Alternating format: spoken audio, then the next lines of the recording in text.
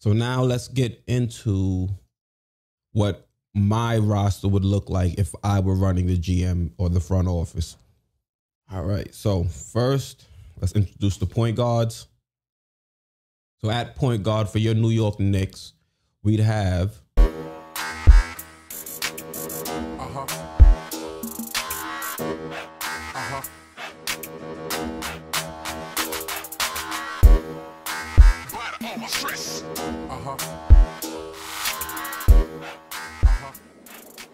Hey, what's going on? I'm Keys here at Sports Vibes TV, and this video I'm going to be doing another realistic rebuild. Now, in this video, I'm going to be having multiple trades. I'm going to be acquiring some draft picks or a draft pick, and I'm also going to be doing a couple of free agent signings. Now, if you like what I'm doing with the rebuild, I'm also going to leave a little bit of cap space just so you guys can let me know down in the comments what players you may want to add to this current rebuild. Now, the first thing I'm going to do is going to jump right into the first trade. So with this first trade, we're going to be acquiring Victor Oladipo from the Pacers, and we're also going to be moving back in the draft with the Boston Celtics. Now, it doesn't have to be a three-team trade.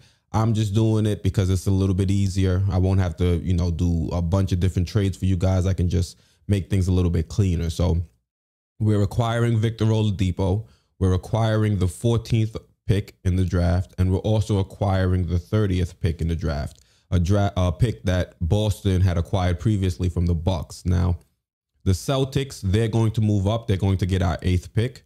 And the Pacers, they're going to receive Julius Randle and Dennis Smith Jr. Now, what you guys can't see is the Pacers in this trade, they're going to get 6 wins better. The Celtics, you're not going to see any changes in projected wins because these are draft picks. And also with the Knicks, you're going to see a 6-game loss. Now, that is going to change once we make some additional moves and additional trades. So let's move on to the next trade. Now, before I do that, I know some people or a lot of people are skeptical about bringing in Victor Oladipo, but I think with Victor Oladipo's skill set and the fact that we have Johnny Bryant, I think we can get the most out of Victor Oladipo if we bring him in and we allow him to not have to overextend himself. If we can surround him with other players that mesh well with his talents, then I think Victor Oladipo would flourish in New York. Now, that's if he doesn't try to go run off and get an R&B career. So let's go to the next trade. So now in this trade, I'm going to be reaching out to the Philadelphia 76ers, and I'm going to be making this trade just to give them a little bit of some luxury cap room. Now, Zaire Smith was a first-round pick, if I'm not mistaken, a couple years ago for the Philadelphia 76ers, but he's been unable to crack the rotation. And right now, Thibault is the one that's ahead of him on the depth chart. So if we're able to reach out to the 76ers and prize Zaire Smith from them, that's what I would go ahead and do. Now, if they won't take this trade straight up for the second, I'll add an additional second just in case if that's what's needed to get this deal done. I think Zaire Smith is an athletic wing that in transition can be very beneficial to the New York Knicks and their future down the road.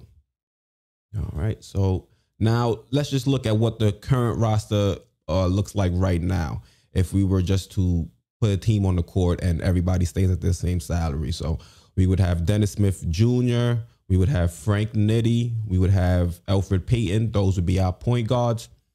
At shooting guard, we'd have RJ Barrett. I'll correct it later. We have RJ Barrett, Damian Dotson, Wayne Ellington, and Reggie Bullock. Small forwards, we got Kevin Knox, Iggy, and moving over to power forwards, we have Julius Randle, Bobby Portis, Taj Gibson, Kenny Wooten, and those are our 4 power forwards. At center, we've got Mitchell Robinson. And if you were to total all these salaries right now, we'd have a total salary of $91 million. Cap space, we'd have $18 million in cap space, and we'd have $41 million when it comes to the luxury cap space. So now let's get into what my roster would look like if I were running the GM or the front office. All right, so first, let's introduce the point guards. So at point guard for your New York Knicks, we'd have Fred VanVleet. I'm going to be bringing in Fred VanVleet at 25 mil. He's only 26 years old. I would sign him to a 4-year deal. That way we'd have him until he's 30 years old.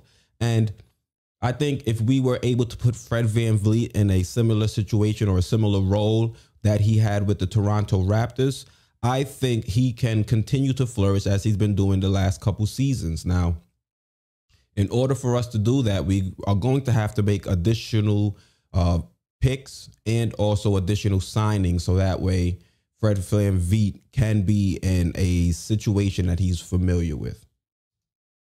Okay, so now we moved back, right? And with the 14th pick that we got from the Celtics, the Knicks are going to select Tyrese Maxi. So Maxi is somewhat of a combo guard. He still struggles with his shooting, but if that's something that we can get him to work on, I think he could potentially be that point guard of the future for the Knicks. And seeing that we have Fred VanVleet, we can, ease Tyrese Maxi into being a starting caliber point guard. We won't have to throw him out to the Wolves, and he won't have to go out from day one and have to go against the Kyries, the Lillards, the Stephs, 30 some odd minutes a game. He'll be able to, learn on the job, without having to be putting in full-time minutes at the job. So Tyrese Maxi is who we're going to be selecting with the 14th pick. Now at shooting guard, as you guys know before, I traded for Victor Oladipo. And the reason I liked Victor Oladipo as my shooting guard is for the simple fact that Fred VanVleet is also comfortable working off ball. And that way we can have two guards on the court that are proficient in the pick and roll, both as a scorer and as a passer. And this allows the team to have multiple plays in their playbook where, the defense isn't going to know who's the one initiating the offense and who's going to be the one attacking. So I like this with a Victor Oladipo and a Fred VanVleet pairing. Also, you can pair Tyrese Maxi with Victor Oladipo. Oladipo is a good enough shooter that it'll allow Maxi to still be on the court with him as a point guard. And it'll allow Maxi to still have his moments where he's playing on ball and he's playing off ball. He has someone that can kind of ease the workload off of him when it comes to, bringing the ball up and initiating the offense. So also, we still have Frank Nitty. We're going to be moving him to the 2. We will be able to stick him on the next team's best guard, whether that be the 1 or the 2. And he'll, in this role, be, a defensive stopper. Now, with that 30th pick that we also got from the Celtics, we're going to be drafting Isaiah Joe. Now, Isaiah Joe is a player that I had in previous rebuilds. He's a guard that I like. If I'm not mistaken, he's coming out of Indiana. So I like Isaiah Joe. He's a shooter. He's somewhat of a Zaire Smith-esque type role player.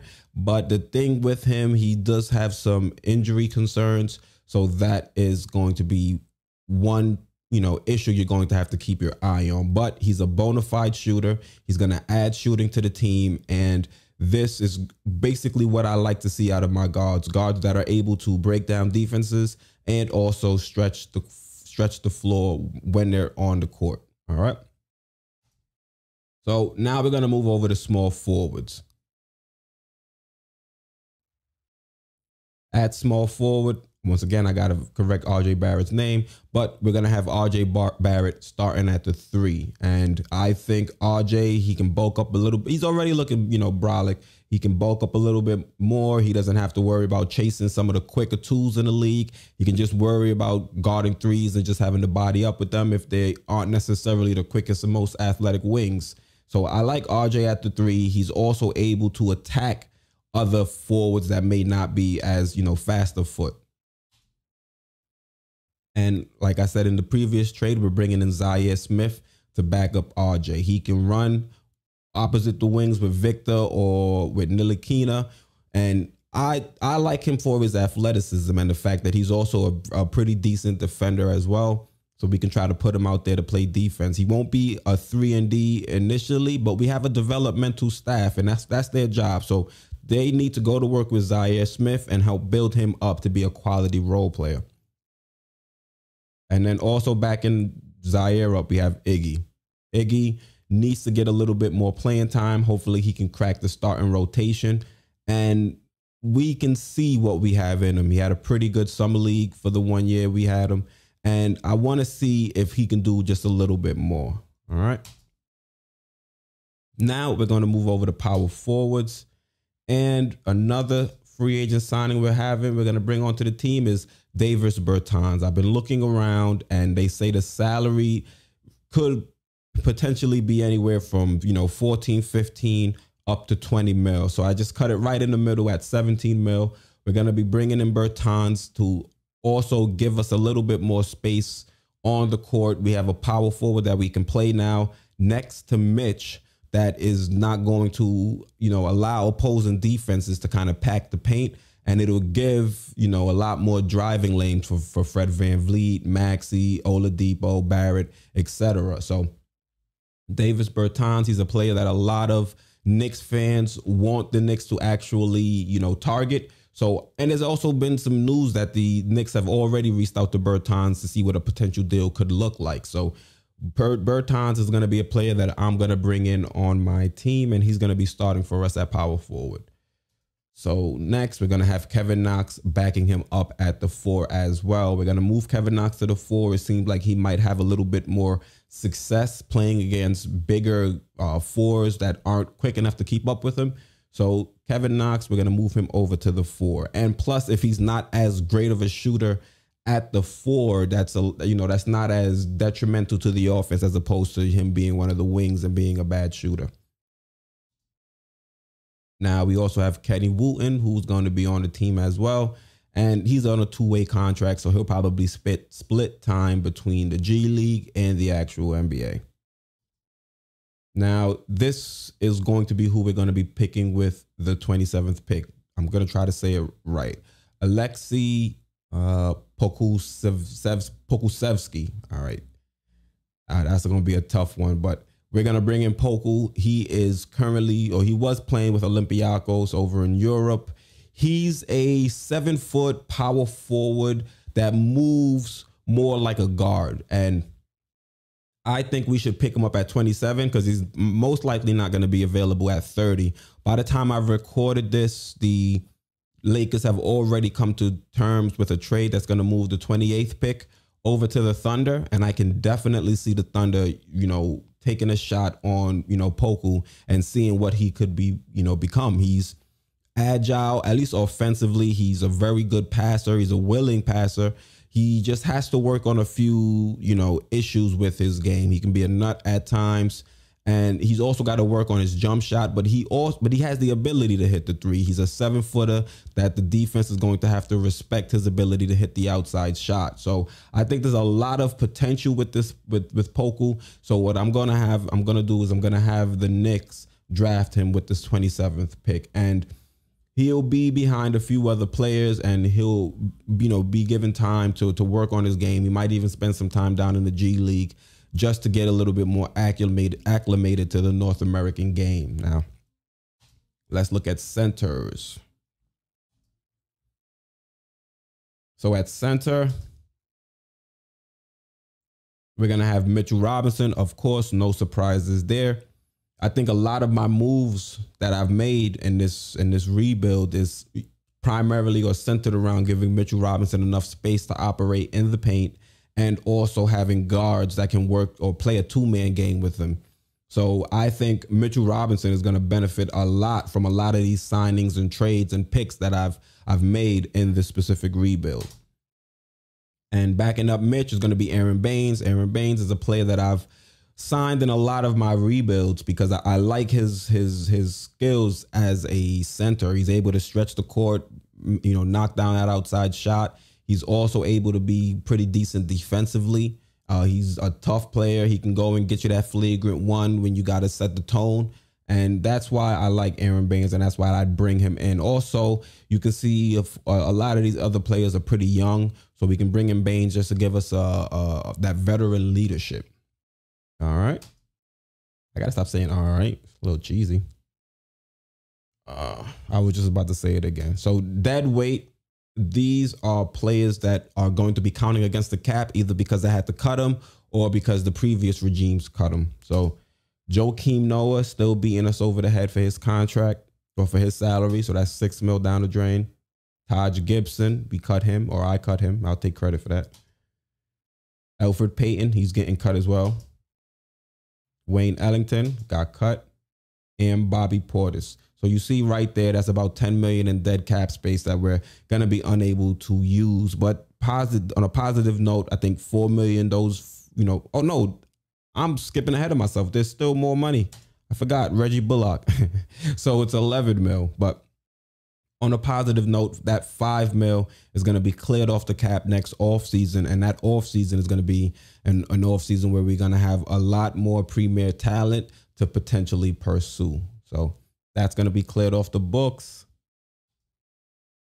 So right now, this team as constructed, the total salary is 106 mil. And that would give us about 3 million in cap space. Or it could potentially be 5 mil, not necessarily in cap space, but we can bring in a player on a room exception. So that would allow us to use $5 million to bring in a talent that's not necessarily going to sign at, you know, at the top of the market value. They're going to take a smaller contract just because it might be the right situation, or because they feel this team is going to be, you know, a competitor. So luxury cap space, we've got about $26 million in luxury cap space before we actually hit the luxury cap. And these are potential bargains. These are players that the Knicks could turn around and sign because, like I said before, they don't necessarily command top of the market dollars because, you know, the market is depressed based on or due to the coronavirus and due to you know, Daryl Morey beefing in China. So these could be potentially players that could sign on a $3 to $5 million a year, 1 year contract just to try to, you know, reestablish their market value. So we've got Reggie Jackson, DJ Augustine, Harry Giles, and Nerlens Noel. These are all players that could potentially be signed below market value or in the $3 to $5 million range. All right. So now that I showed you the full roster, let's jump right into the court view. So that way you can see how some of these rotations would look during the game. All right. All right, so now here we are in court view, and we're going to see how some of these rotations would look on the team. So let's get into the first one. All right, so you would see we've got FVV starting point guard. We've got Oladipo at the 2. We've got Barrett at the 3. We've got Bertons at the 4, and then we've got Mitch at the 5. And then there we go. We've got our bench players.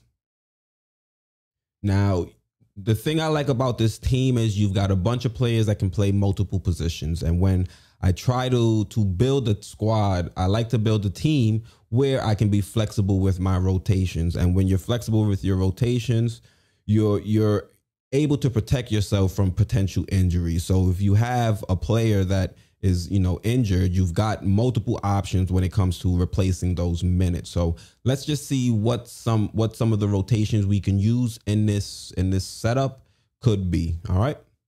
So let's look at some of these rotations. You can move FVV over. Take him.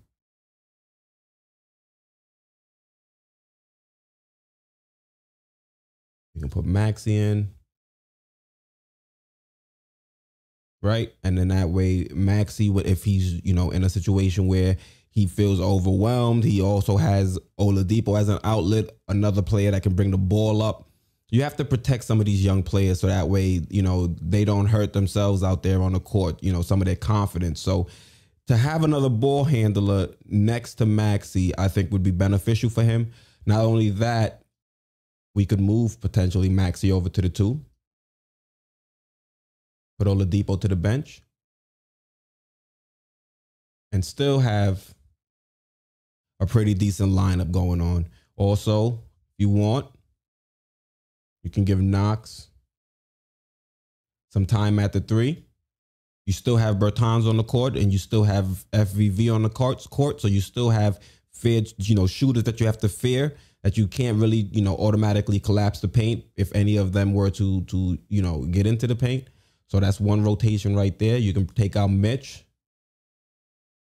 put Baines in, still add a little bit more shooting, add, you know, the threat of the pick and pop. Same thing with Bertons.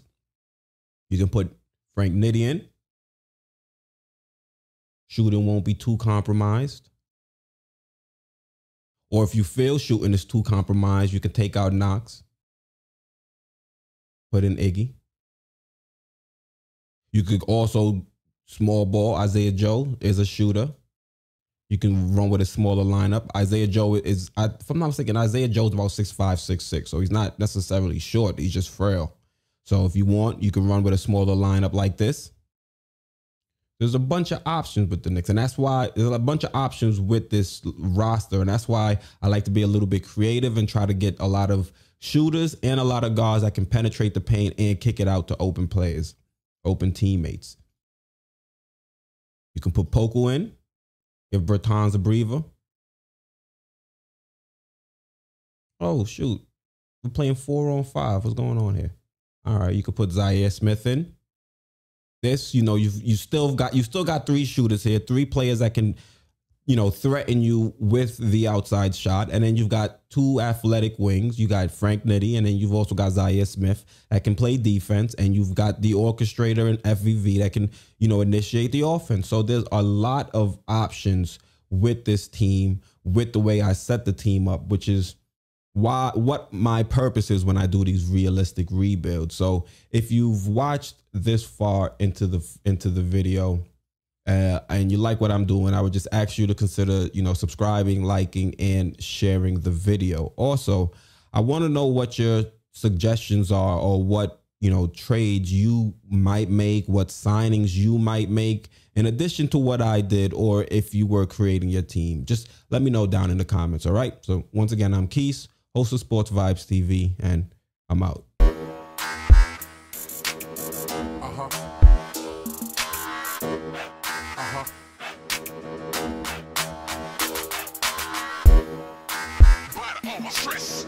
Uh-huh.